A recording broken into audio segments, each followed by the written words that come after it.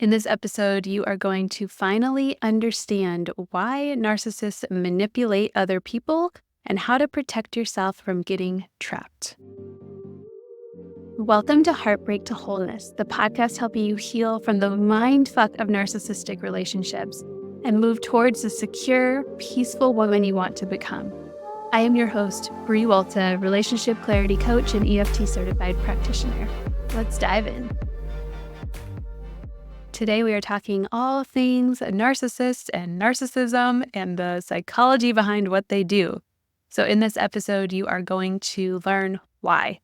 Why narcissists use behaviors and patterns and tactics that leave you spun around and second-guessing your reality.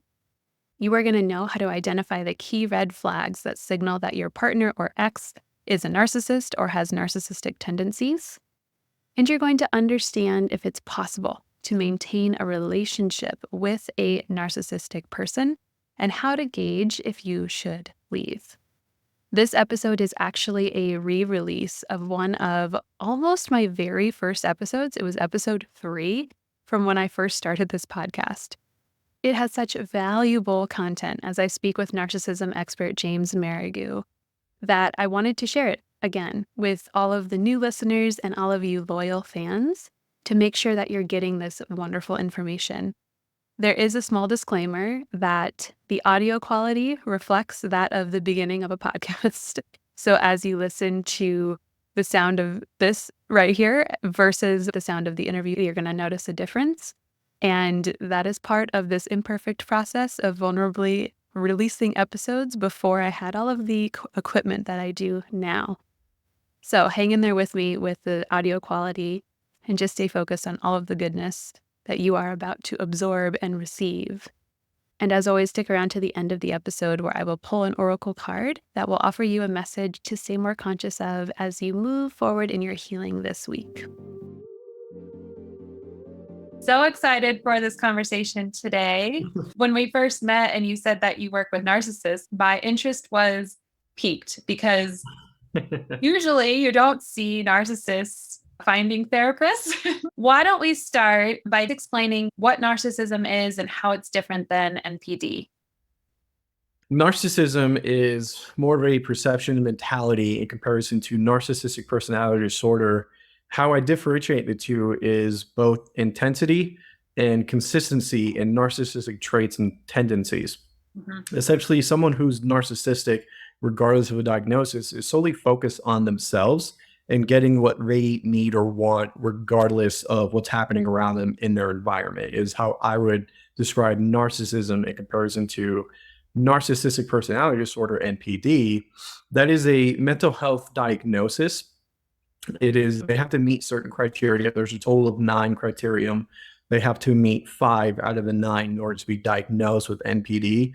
The more criteria a person meets for narcissistic personality disorder, the more intense they're going to feel on the receiving end. If you are in a relationship with someone who's a narcissist or someone in your work environment is a narcissist, you're going to instinctually feel clear distinction between someone who probably has NPD because they're going to show all of the symptoms all the time, every day. In comparison to someone who's kind of narcissistic, it's kind of hit or miss. Yeah, I think that's a good differentiator because the word narcissism and narcissist is thrown around everywhere right now.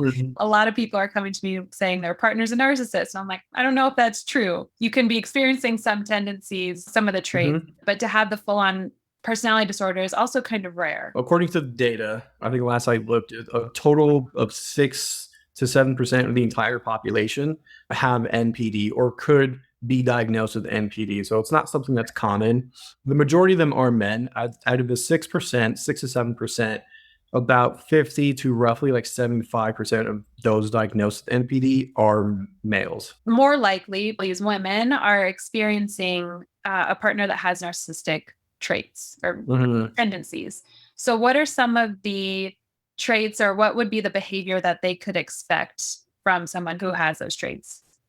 Sure. It would be a lack of empathy and remorse is one. Empathy is recognizing another person's emotions and being able to acknowledge what those are.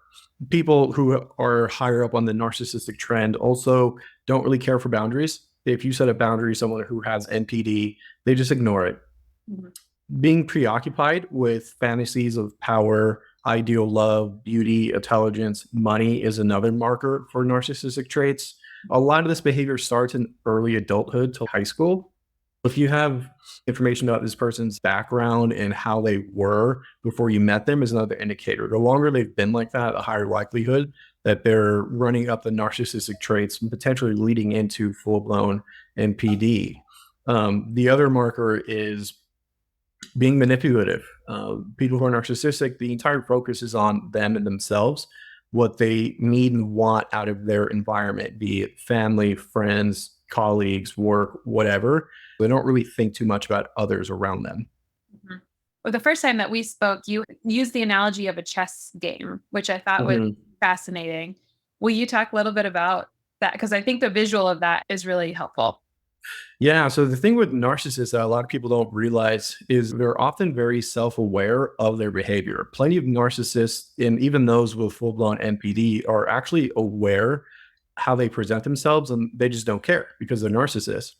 When you take a person and you remove all of the emotion, all you have is logic. So then you see them often in very logic driven careers, things that have a lot of business planning or strategy. And I relate this to chess because a lot of narcissists will play head games with people around them. Gaslighting is one of the things they do. Love bombing is another example of that. They're always in a chess match with everyone around them. But because they spend so much time using their logical part of their brain, they're just inherently and through experience and hours of practice much better at using logic and strategy and insight into human behavior to essentially outwit and outplay their opponents. And their opponents is everyone and anyone within grasp.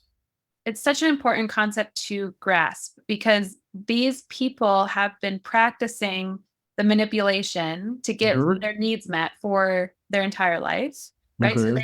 they've surpassed the 10,000 hours.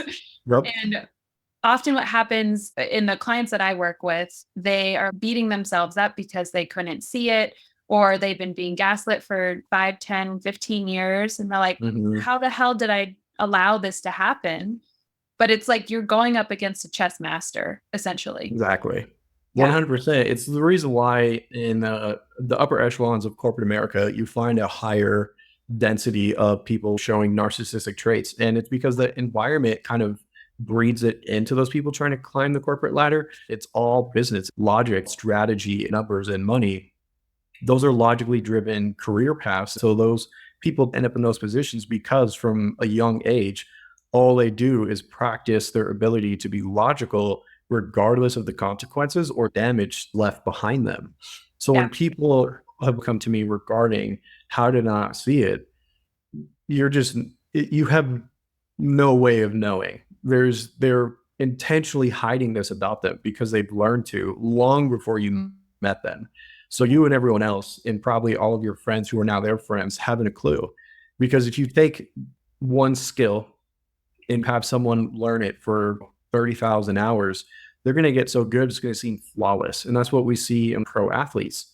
The simple mechanics they do seem really simple and easy until we try it and realize it takes millions of hours to get here.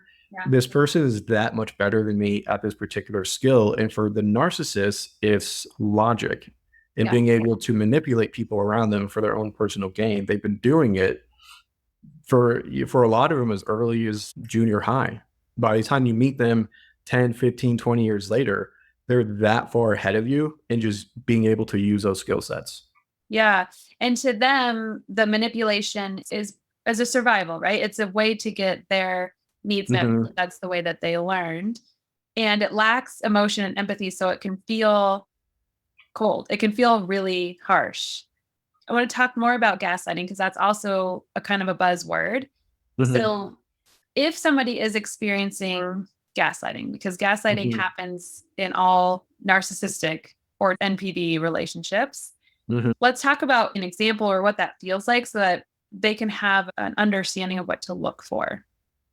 You know you're being gaslit when every time you bring up an issue to the narcissistic person in question, they somehow find a way to make it your fault, Yeah. regardless of what happened. So it could be not taking out the trash, forgetting to walk the dogs, walking the dogs without them or anything. So basically, no matter what you do and how you change your approach, it's always your fault. The narcissistic person will be like, I'm angry because of your mistake. You deserve my anger, wrath, because you messed up. You had one job today. And they'll find a way to logically spin it so that you agree with that and think to yourself, I do deserve this punishment because I did make a mistake. That's gaslighting.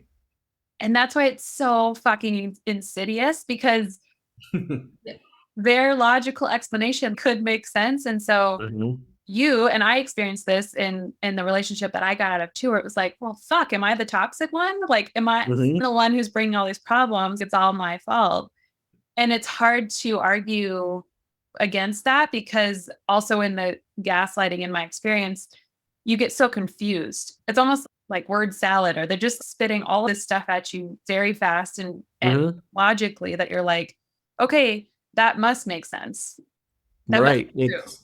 Exactly. It goes back to them being chess masters in which they're strategically saying certain things and they're very methodical. A lot of people don't fully acknowledge it until after the fact. Like they will use their phrasing, their pitch, their tone, their rate of speech, their volume level, the specific words they use, and the combination they use is all up for grabs. For them, it's all chess strategy and manipulation. So if they know your inherent weaknesses, like if you're a person who's not very good at mental math, they'll abuse that. If you're the type to avoid confrontation, they'll use that. Or if certain words trigger you to lower your defenses, they'll take advantage of that. Anytime you're talking to a person on a higher narcissistic trend, you are playing a chess game with them and you just don't know it. And that's the problem. Yeah. And they're gathering data from the beginning to be able to Exactly. use against you later. And Hmm. and when you start to show your vulnerabilities or to share really sensitive triggers, think they're just Hmm. storing that for whenever they need to use that to their advantage. Exactly. Yeah. They're getting information from the second they lay eyes on you. Your body language, the type of clothes you wear, the brands you wear, every little minute detail, they'll use it against you for their own personal gain. Mhm. Just even how you smile or what your eyes do when you talk to them, they'll pick up on those minute details. They're called micro expressions, and we all have them. A person who's trained like a narcissist would be or could be, because they're using logic to take advantage of people around them, they'll pick up on those tiny details that for most people are subconscious, but all they have is their logic. That's what they rely on. So they'll find logical ways to manipulate you with anything and everything at hand. Yeah. Yeah. And that's in the gaslighting kind of experience too. Well, especially when you bring feelings to the table or when you try to set a boundary, that Hmm. is why it can feel so defeating to continue to Hmm. want to bring those things to the table, because they're automatically dismissed, right? Not only dismissed, but they're spun so that you believe that feeling like you need whatever is too much and it's your fault. And inevitably, we stop trying to speak our needs and we kind of just Hmm. succumb to what it is. It's too mentally exhausting to even bring something to the table, because it's always so energetically overwhelming to have that conversation. Right, exactly. And that's their ultimate goal is to get you to just submit to whatever they want as they want it and need it. And that way you don't incur their ill will and wrath and frustration and anger. So, in order to avoid punishment, you just succumb Yeah. because in your mind, they've manipulated it enough and trained your logic to believe that if I don't act in a certain way that's pleasing to this individual, I get punished. It's a lot of conditioning. It's social engineering, is what we call it. It's so crazy to think that people, I kind of talk to clients about us living in different worlds. Like, we're on this planet, narcissists are on this planet, and we don't understand how that works because they are so far beyond any behaviors that we would have. I think that's helpful because this can feel very confusing on why somebody would treat someone else like this. Mhm. And part of the gaslighting I think is also important is their ultimate goal is to deflect it Mhm. back onto you so that they don't have to feel any sort of responsibility or take accountability. Talk a little bit about why they're so incapable of doing that. A lot of people don't recognize narcissists are incredibly insecure individuals. So a lot of them have a trauma background, which feeds into the narcissistic personality disorder diagnosis. So growing up, most of these individuals had a lot of rejection and often had narcissistic parents anyway. So for them, it's how they survive, right? They learned to be this way by going through it themselves. To cope and survive, they learn to be logical and manipulative. But because they never received a lot of empathy, love, attention, affection, acceptance, they're actually quite fragile behind their hard exterior. And so when you pinpoint one of the vulnerabilities, we make it their problem, they're so sensitive that they essentially panic and freak out. And that's when they become explosive. So essentially, a narcissist is trying to survive in a world that never loved them or accepted them for who they are. It's a coping mechanism. Yeah. And really, they feed on the need for other people's external validation. That's part of the love bombing that I want to get into too. I've also heard narcissists explained as parasites, where they need a host to provide their food, which is the validation. Mm-hmm. So let's talk about the love bombing, because that's also a very confusing experience to go through. Absolutely. So one of the things about narcissists, and particularly people with NPD, is one of the criteria to be diagnosed is a need for admiration. It's near constant. No matter how much they get, it's not enough. And so because they're so logical and manipulative, they'll pinpoint a target, particularly someone who's more empathetic or flexible people pleaser, and they'll find out all the things that person needs and wants in a partner and become it. So then they'll do all the things that makes them lovable, likable, flowers, chocolates, vacations, money, whatever it is that person is disclosing, either knowingly or not, they're reading that information and becoming that person for you. Eventually, when they feel like they have their hooks in and that you're not going to leave because they've orchestrated and manipulated the situation that you're kind of stuck, then they pull out the rug from underneath you and you get the full-blown narcissist. Yeah, that's a really confusing experience, because you see them at their best, right? And so they're Mm-hmm. almost presenting this false persona. You fall in Mm-hmm. love with this false persona that's not even them, because they're just mirroring you. So you're really Mm-hmm. falling in love with what you want. Exactly. And then when they start the other phases of the narcissistic cycle, there's a lot of clinging to what it was and Mm-hmm. holding on to the hope that they're going to go back to that. Yep. I call that place potential land, where we Yep. dissociate from our reality and we're living in this fantasy place of like, when he shows up again or when he starts going to therapy, things are going to be better. And they never go backwards. They never go back to the love bomb phase. Mm-mm. No, it's not in their best interest. They have what they want and needed. Yeah. And if anything, they'll just repeat the process with someone else to try to gain more of it from multiple people. Yeah. But once they have your love, admiration, and acceptance, they move on with it. They've won, right? That part of the game is over. So Yep. talk about the other stages. What happens after the rug gets pulled? Essentially, they stop caring or even trying. So all of their natural behaviors and their perceptions, it just comes out in full force. I've seen some become or heard through my clients of being physically aggressive and abusive, mentally, emotionally abusive, sexually abusive as well, because they have no fear that anything that you gave them is going to be removed. Yeah. So then it's just them unfiltered at that point. And then they actually start to discard you. They start like subtle ways to really break you down. Mm-hmm. Another part of the criteria of having NPD is fantasies and obsessions around power, manipulation, influence. If they can prove to themselves that they can orchestrate how you feel, that is validating for them because they must be so important that they have this amount of influence over you. Yeah. And oftentimes during that phase where they're cutting you down, they're discarding you, they're not giving a shit anymore, they're also working on another woman or Mm-hmm. the next host, Mm-hmm. or the inevitability of this relationship ending or you kicking them out or whatever.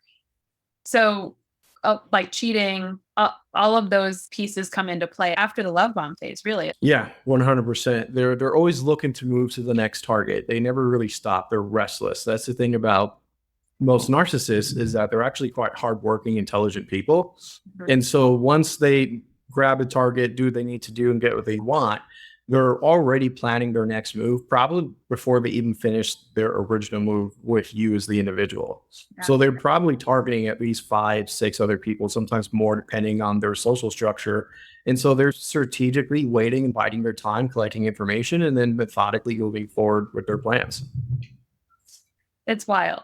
I mean, even as we talk through this again, I'm just like, how? Like, that takes so much like planning, but they've been practicing. So is it possible to be in a long-term relationship with a narcissist or have a marriage with a narcissist?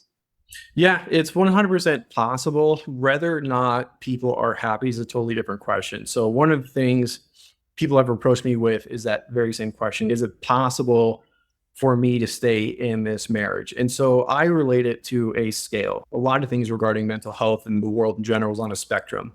Mhm. So, I will ask a client on a scale from 0 to 10, and 10 being the highest, where do you put this person in your brain on a narcissistic scale?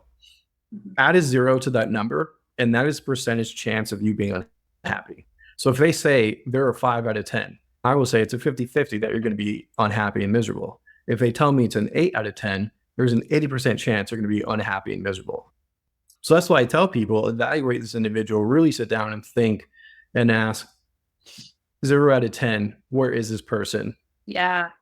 There's this concept or phenomenon or whatever you want to call it of breadcrumbing, right? That they get you so um, familiar with such little attention and love so that when they give little breadcrumbs, you cling to it. And that one thing wipes out all of the 15,000 other things they did to hurt your feelings Mhm. or make you miserable. 100%. Because the reason why this works is that that one thing is designed to have you elicit that kind of reaction. So, Yeah. whatever that tiny thing is, it must be so important to you as the individual Yeah.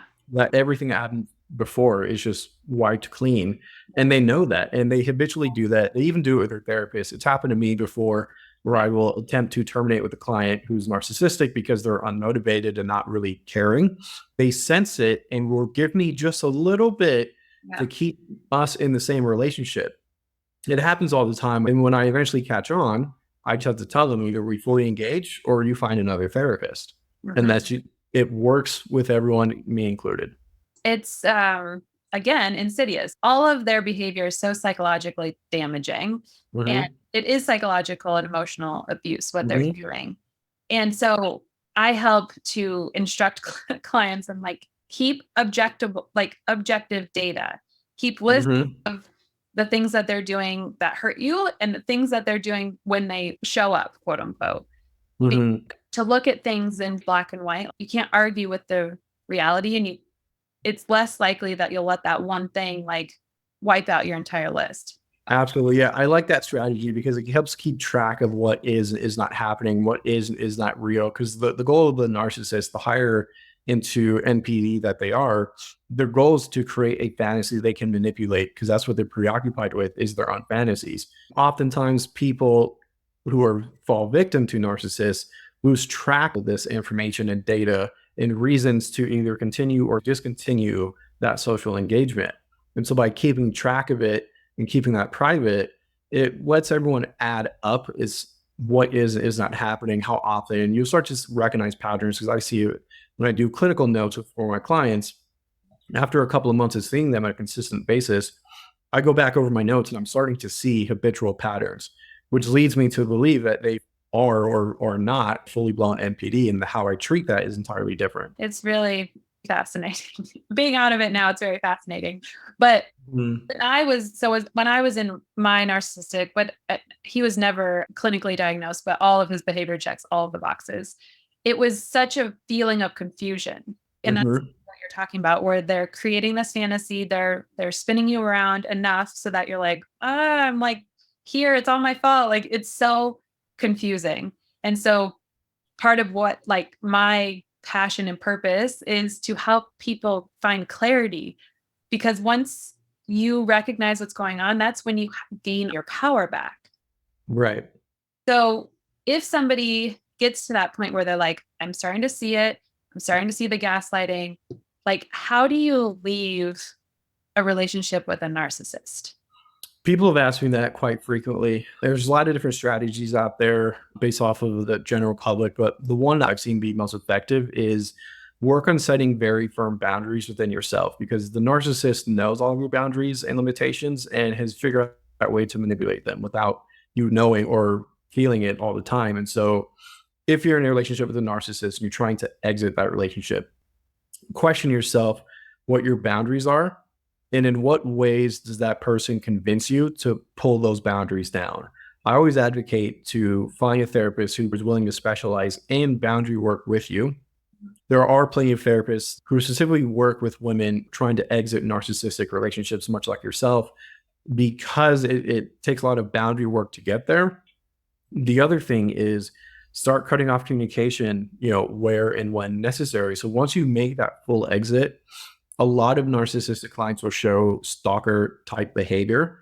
Plenty of my female clients, even years past that relationship, every once in a while, that ex-boyfriend narcissist will show up. Either they'll find them through social media, send them a DM or something, and then they'll use a false name and everything. It's like they're catfishing intentionally for their previous person. So just cut off all communication. There's no need to revisit that if it was that horrendous for you. I really love the concept of starting to set boundaries because when they sense that you're no longer malleable, Hmm. no longer of use to them. And Yep. so I experienced that in my situation too. When I started setting boundaries, he was uninterested. Hmm. And I think it's such a place of empowerment to be able to set boundaries in general, but to do them with a narcissist is extra challenging. So to have support is really key there. Um, to touch on what you mentioned about the stalker thing, there's also something called narcissism rage. When you end it, when there's a finality in like the getting validation from you, it can Hmm. turn into sort of a rage cycle, right? 100%. So it's not a clinical term, but it is well spoken about. So essentially, I like to think of most narcissists as kids who just didn't grow up and ended up becoming adults through time. So if you look at all of their behavior and think of like a child who, is just too young to really understand social concepts, most children are inherently narcissistic, but it's expected because they're kids and they're trying to survive. And it's the parent's job to not only reinforce positive behavior, but to unconditionally give to that child. An adult narcissist is going to throw a fit. It's essentially what's happening. All of that sense of rejection and loss and any abandonment or any flashbacks of trauma from previous time, that will cause what I call just explosive behavior, in which they'll be even more unpredictable than normal. That's when there's a chance of hostility, aggression, more victimization of the person involved. And so I've always, coached clients who are trying to exit, be like a narcissist. Plan this out. Use your logical brain to figure out how you're going to separate the finances, when you're going to move out, where you're going to go, who you're going to be with. Don't do this alone. Have a support structure. Get a therapist. You need to start playing a chess match with this person, not with the intention to win the match, but to exit the match unharmed. I've always told clients, if you're trying to exit, once you commit to that exit plan, you just got to break it off like they never existed. Get rid of anything that you have from them, anything that can be used to find you later. Set higher privacy settings on all of your social media, things like that, so they can't keep tracking your tags and posts and everything that you're doing. And just why revisit that? If you're exiting for a reason and just nothing good will come of it, because they're not going to change on their own. Me being a therapist who specializes in this, it takes me years to get that person to make enough changes for me to say you're no longer a narcissist. And I'm a person who comes with like a lot of education and expertise in it. Without that, all of that concrete knowledge that I have, you're gambling constantly. And they know that. And they're playing the odds in their favor. But unless you are looking to train that way, to have that level of expertise, don't try to change them. They're going to let you think that you're having an impact. just to pull the rug out from underneath you and start this all over again. Yeah. Yeah. And so it's a never ending cycle for them that leads them to essentially long term have no one, because all the clients that I get that are narcissistic, they come to me because there's almost nothing left for them. They have burned all the bridges they can regarding their social environment, their professional environment. A lot of them come to me because they're getting ultimatums from their current partners, or the partner gave an ultimatum, they figured it was a bluff, and then it wasn't. And because they never really stop that behavior until they learn to address their own emotions, it's just a never ending cycle. And for them, over time, it becomes automatic. This is how they naturally are. Developing empathy, care, respecting boundaries is foreign to them. And whenever you're trying to learn something unfamiliar, it takes a lot of effort and time. For a narcissist, especially the older they are, the harder it is for them to reverse all of that behavior and training. Yeah. I want to touch into, let's say the woman is married, they have a child, and going no contact is not an option for them. Mhm. Let's talk about gray rocking and what that is and how that works, how to do it. Yeah, so the goal with gray rocking is controlling your own reactions, both physically, mentally, and emotionally, to not give any kind of response or information to the narcissist. You would have a very flat affect, is what we call it. You're very monotone, flat. You don't really raise or lower your pitch, or your tone never changes. You're kind of just like a robot. Everything's very mechanical and unemotional. What that does to the narcissist is that they can't read anything because you're not giving off any signals, so they don't know what to do with it. It will cause a sense of explosive reactions because eventually they will become frustrated that they can't no longer manipulate your behavior and reactions. But if you're in a position in which you have to interact with a narcissist, create your boss, a past relationship you share custody of a child with, your best go-to is be as mechanical or robotic as you can, because the second you give any kind of reaction, even if it's like minor, like raising your eyebrows just a tiny bit, they're going to pick up on that and take advantage of it. So you don't want to open the door in any way. You want to minimize communication as much as possible. But then if you have to communicate, don't open yourself up for anything in any capacity. To approach it in a very logical, I like the word robotic. I think that's like easy to sort of embody, Mhm. which can be hard for people who typically get wrapped in relationships with narcissists because you're usually pretty empathetic and pretty like an emotional being. Um, Mhm. so it's almost like putting on a costume or playing a role specifically with that person. Yeah, essentially, you fight narcissism with narcissistic behavior. You have to be intentional, methodical, strategy, logic. You have to have an end goal in mind and work towards it. And that's hard for a lot of people because that's not how most individuals naturally are. We are inherently empathetic and emotional creatures. And so that's not normal for us to behave that way. But if you really think and understand a narcissistic person, how else can you survive that interaction and engagement without acting somewhat like them? Yeah. Keep yourself out of the cycle. Exactly. Yeah. Because that's what it is. They'll trap you in a cycle and you're just locked there until you decide to leave.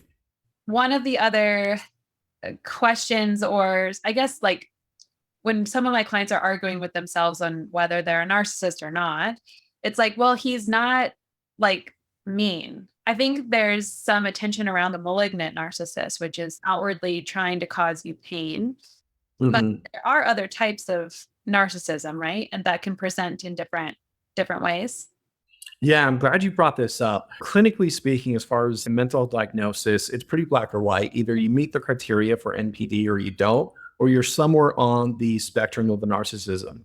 When people discuss these other types, and the research I've done, there's not a complete consensus on the number of types, how they present, or what the label is. The most common ones is covert, malignant, seductive, or sexual are the three that are almost always there.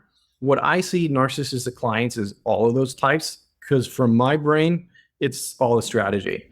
And so they might not be mean when you're there, but they're being mean to other people, or they're doing it in ways that's extremely subtle because they're just particularly good at being mean and yet subtle. So for me, I've seen it all with my clients, and it's all a strategy according to the situation. When people discuss different types, I say it's not really how they are all the time.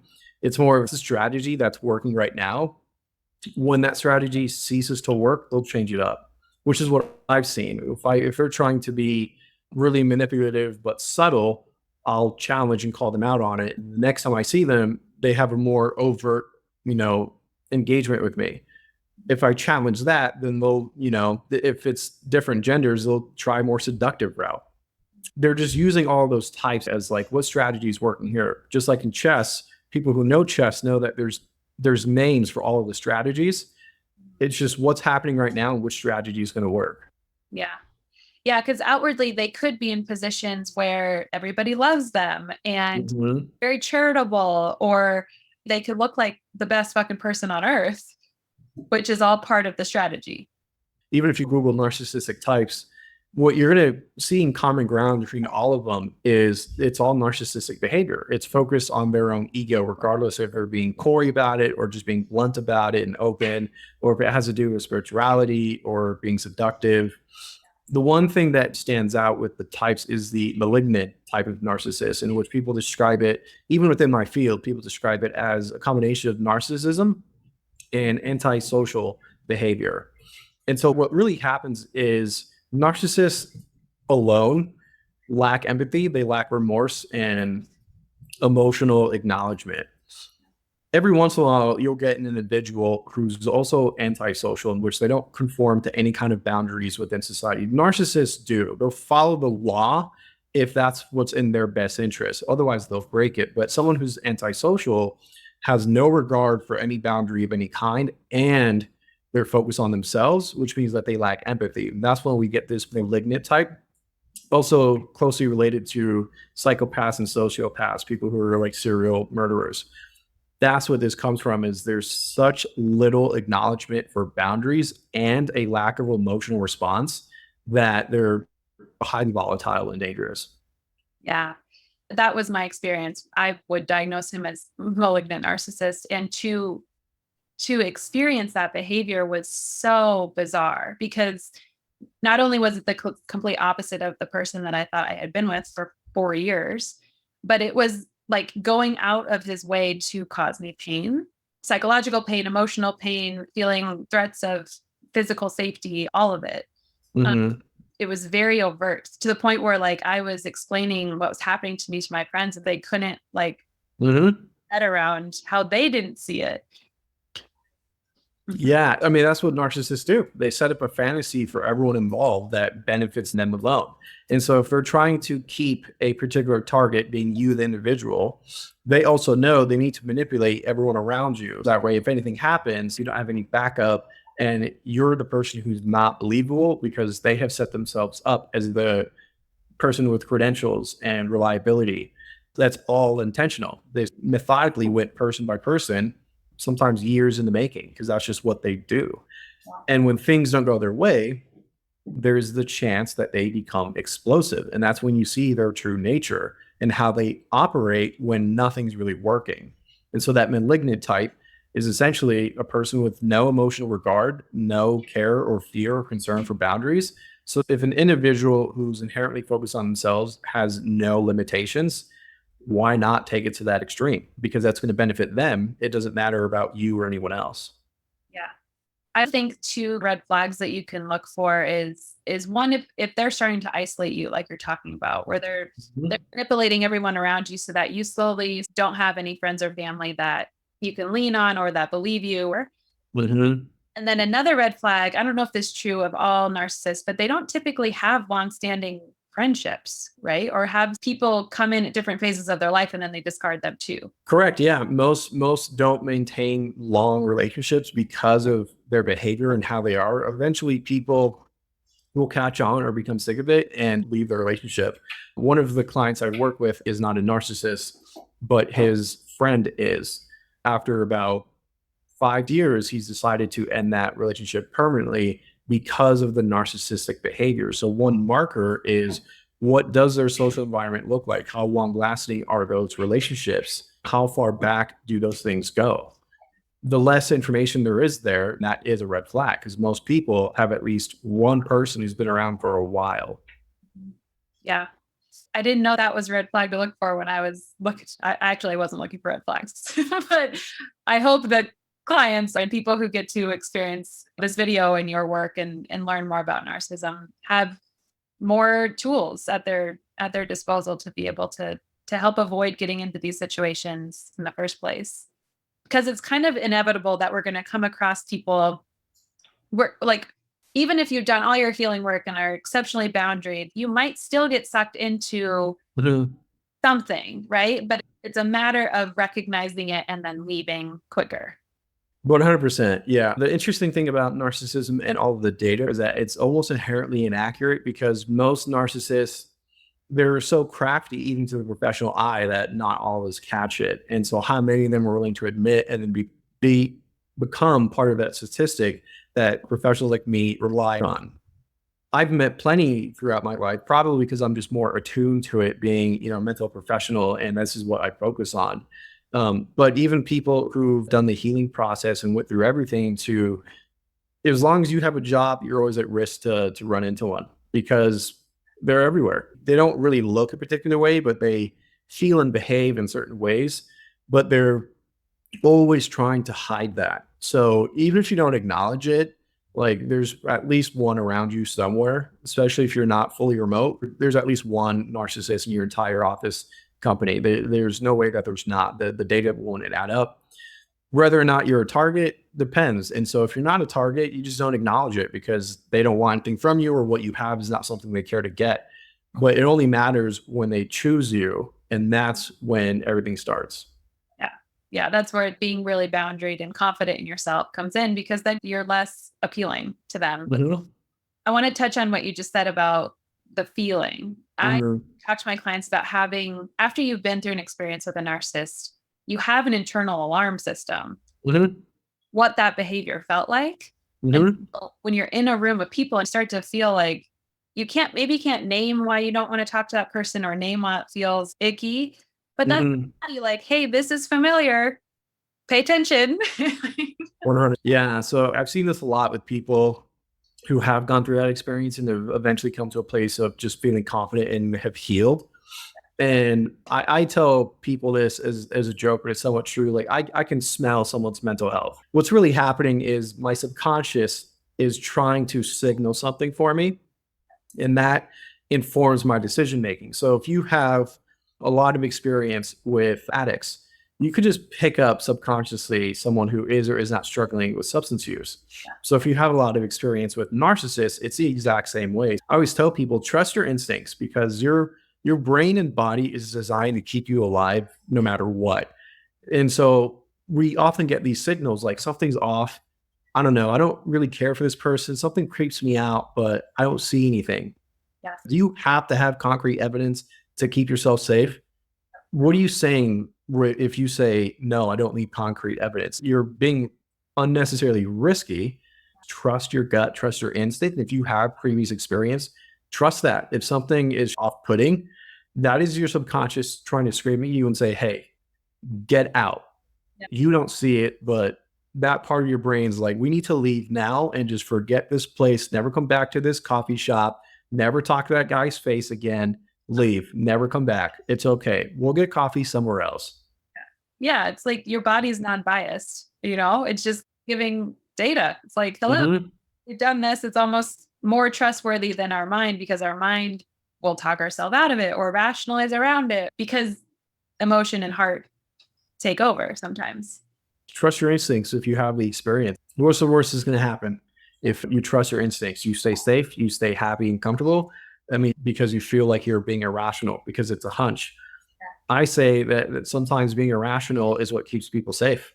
You don't need the concrete evidence, and no narcissist is going to tattoo it on their forehead. I'm narcissistic. Like you're not going to know until after the fact anyway. Why chance it? Yeah. Yeah.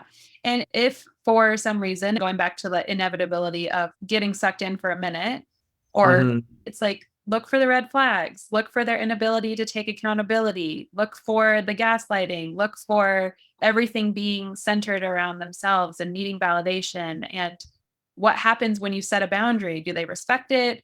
Is there open communication, or is it like, that's your fault? There's the red flags, I think, are a big part of staying sane. Yeah. If you're trying to invite someone into your life and you're not entirely sure and you've had negative experiences in the past, test it. Specifically with narcissists, test their level of empathy. Yep.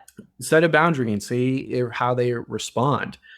Check out their social network. Try to get to know their friends. Test the waters always. If you're not getting clear messages one way or another, then just trust your instincts and move forward with that. That's all you really need.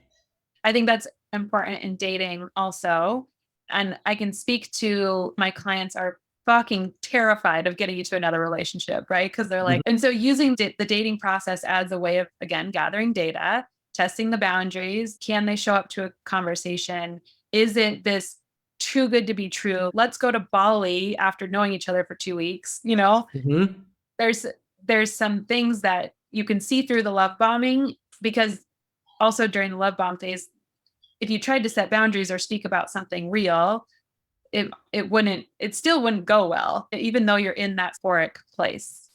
Several clients of mine right now, younger women who've gone through the narcissistic relationship and are, feeling ready to date again. I've brought this up recently is, how do I avoid finding another narcissist and repeating this process? And part of the scary truth is you might not be able to, because they're crafting, always changing their strategies and how they approach and manipulate. The best thing you can do is set up a strategic defense. What is your criteria for selecting a dating person? Yeah. Where do you find these people? You might not want to date people in professional settings all the time, because the higher up you go in the company, the more likely they are to be a narcissist. So that's one thing to consider. Or is it always bars where you're likely to find a narcissist because they're trying to take advantage of someone who's not completely coherent anyway? And so, set things up in public, trust your instincts. What kind of signals do you need to see in order to even take the next step forward? If you don't see them, then contemplate, if I can get the list of things I have to feel safe checked, is it worth taking a chance knowing what's possibly out there? It's why people are scared of the ocean. We don't really know what's there, yet we know things can be harmful. They can also be beautiful, but it's kind of uncontrolled and we can't see everything. And that's what dating feels like. After you've gone through that experience, it's like you're just diving into the ocean, hoping you find a dolphin, not a shark. Yeah. I think another thing to be aware of when you're dating is to not reveal all of you in the very beginning, because part of building trust with someone is like, I'm a little vulnerable with you, and then you're a little vulnerable with me. You build levels of things you're willing to share, or you don't dive into all your traumas on the first date. And I think sometimes part of a narcissist strategy is they almost make you reveal all of your stuff so that they can be the savior for all of your stuff. It's a very effective strategy, particularly for people who have a lot of trauma and it's kind of apparent. Because I'm a therapist, I can just tell the behaviors and the reactions to how I present myself, if there's a sense of trauma there or not.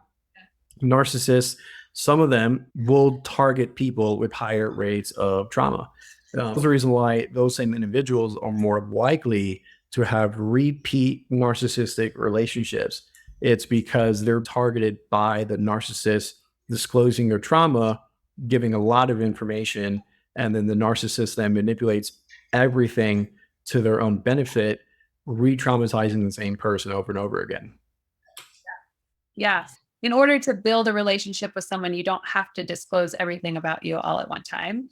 In fact, the feedback or the comeback that I get from clients around that is like, well, I want to be genuine. I want to be authentic. I want them to know who I actually am. And I caution them of, even if it's not a narcissist, that's something that someone has to earn. Someone has to prove that they're trustworthy to be able to hold that information. And so thinking about your traumas and what makes you as these little gems that as they get further in the levels, they get to access more gems. Right. I've always told clients, trust is something I believe it should be earned, not given. I totally respect and validate wanting to be authentic and true to yourself and genuine, because that does build healthy relationships. I would say if you're concerned about running into someone who's going to take advantage of it, have a system for that, have a method, be it gems or levels or layers, whatever it is you got to do, you have to find ways to filter out behavior, which is where I say, in order to protect yourself from a narcissist, you kind of have to be like one and adopt that mentality is what can you do to gain some information to see, is this person safe? Are they having a narcissistic response right now? Because I set a boundary. Maybe I'll just set one and see how they respond. If they respond by just respecting it, that will tell you how they are. But if all of a sudden they're acting slightly different or being a little bit more aggressive, it's like, whoa, Yeah. if I can't even set a boundary with you and we barely know each other, I don't think I even want to see you again anyway. Yeah. And not discrediting the data. It's so important. Mhm. So important. 100%. Yeah. Yeah. 100%. Is there anything else that you think is really important to know or to speak about before we wrap up? I would want most people to know who've had negative interactions with the narcissist is don't blame yourself. It's not your fault that the trauma or the pain or the guilt happened. These people are trying to get that response out of you. It's not something you did wrong. It's really a chance. I mean, not that many people are high enough on the narcissistic scale to be called narcissist or have a diagnosis. So the odds of you meeting that person is still relatively low. The threat is always there. But if it ever happens or already has happened, their goal is to make it your fault. And so by you saying, how did this happen to me in hindsight? Like, what did I do wrong? Like, that's them. That's the narcissist speaking, not you. What you need is to just have acceptance and forgiveness for the fact that you did your best with what you had and it didn't work. That's all you really can do. Yeah. Yeah. That in effect, feeling guilty and shameful about it is actually letting them win. Hmm. Ultimate win, right? Because Yeah. I really see the win if we need to categorize a win, like you saw what was happening and you got out. Like that is the win. You win. Like Mhm. to consistently give yourself kindness and compassion. And like hindsight is always a bitch because we always Yep. can see things more clear now. So to let yourself heal, let yourself grieve, let yourself move through the trauma of what happened without adding another layer of shame on top of it. Yeah. If anyone takes one thing away from this whole experience is don't ever play chess with a narcissist. They spend way too much time in their own head practicing the maneuvers and strategies and memorizing things. They're very good. Yeah. So if you think you're caught in a chess game with the wrong person, your strategy to win is to exit the game and just move on. Yeah. Yeah. And not get sucked into all of the manipulation that they want you to feel and experience to keep you hooked in. 100%. Absolutely. Ah, James, I am such a big fan of you. I think the message that you have and the way that you work with not only narcissists, but also people who have been in relationship with narcissists is so vital. Mhm. Really, really appreciate you sharing your knowledge and your time. My pleasure. It helps people who need resources. It's what I'm all about. So, I mean, the pleasure is really all mine. And for you, keep up the good work. I hope you're proud of yourself. I know I'm proud of you and what you do. And lots of people need individuals like you to care and to help. And power to you and power to the people who are willing to take this message and find growth and healing from it. Thank you. All right, James, thank you so much. Absolutely. Ooh, baby, there is so much to recap on this episode. It's so many good, important points that I want you to take home. So let's just remember what we talked through with James. This episode really taught you, first and foremost, that narcissists lack emotion and empathy and are inherently very insecure. And they rely on logic and deflection and strategy and validation and manipulation as survival. So the next time that you're asking yourself, why is the narcissist doing what they're doing? You can go back to that very answer. And they are chess masters that have been practicing how specifically to move the pawns around the board in order to get their self-serving needs met. You also learned that narcissistic personality disorder, the full-blown diagnosis, mental health diagnosis, is actually pretty rare, but it is under-recorded. So we can hold both of those things at the same time. Narcissism is on a spectrum, and what matters more than the diagnosis is how you feel around that person. So paying attention to how you feel in your body. So it's so important that you are staying aware, that you are gathering your data around your interactions, that you're setting boundaries, that you're gray rocking, and that you're making a plan if you want to exit, making a very logical, strategic plan, using the same sort of tools that the narcissist would use. And the red flags that you really want to look out for specifically are feeling confused, like you're being gaslit, feeling like the beginning is way too good to be true, like you're being love bombed, feeling like you're being isolated from friends or family, and noticing if they have a long-standing relationship with friends. If they don't, that's a red flag. You also now know from this episode how it is possible to maintain a relationship with a narcissist. It's just a matter of your happiness level. So how to gauge how happy you will be in the relationship versus how much of a narcissist you think that they are. There's always choice. So it's weighing a million different things as you are starting to think about these relationships, but knowing that it's possible if you choose that route. And really taking home the reminder that narcissists can look a lot of different ways. Sometimes we can get really caught up in what type of a narcissist is he, or is he diagnosable? And the most important thing that we can really drive home is to just pay attention to how you feel. Do what is in your control, work on your boundaries, work on your confidence, test the waters with setting those boundaries and asking to have tough conversations, and allowing yourself to really receive the data. What are the consistencies? What are the patterns? And the more that you do that, the more that will be revealed to you about this person's capability of being in an intimate relationship with you. And most importantly, please get support. As I talk about in almost all of these episodes, it is so hard to make sense of a narcissist's behavior and to heal from a narcissist experience by yourself.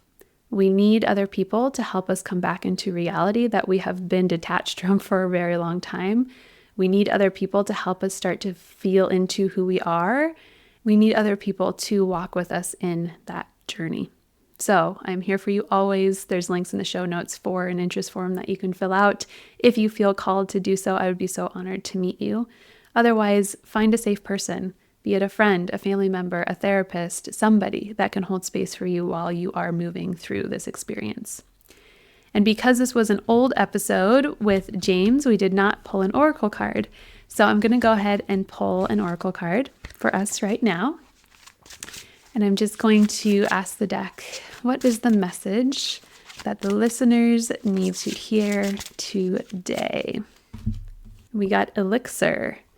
It is a picture of a potion, I would say. It looks like it's in a cauldron of some kind. So I'll find the message in the book here and I'll read you what elixir has to say. Elixir is here because it is time. The medicine is within you. It flows through you like blood. The healing energy of self-love and goodness are here for you now as they have always been. Open yourself up to embrace your woundedness. Elixir is the source of your power. Clean the dirt from your wound. Gently apply the salve you need, whether it be music, connecting with others, rest, or screaming at the sunset. Quit picking the scab. Allow the natural process of healing to occur with the power of your intention. Patience and care are required now. Move through the pain and you will wear your scars with honor and reverence for the whole of life's experiences that you have lived. Use your medicine. You are healing. You will heal. Aw, I love that. Elixir is not one that comes out very often in this deck, so that is a very special message for you today. And if you enjoyed this episode, I'm going to point you to episode 47. It is called, Was Any of It Real?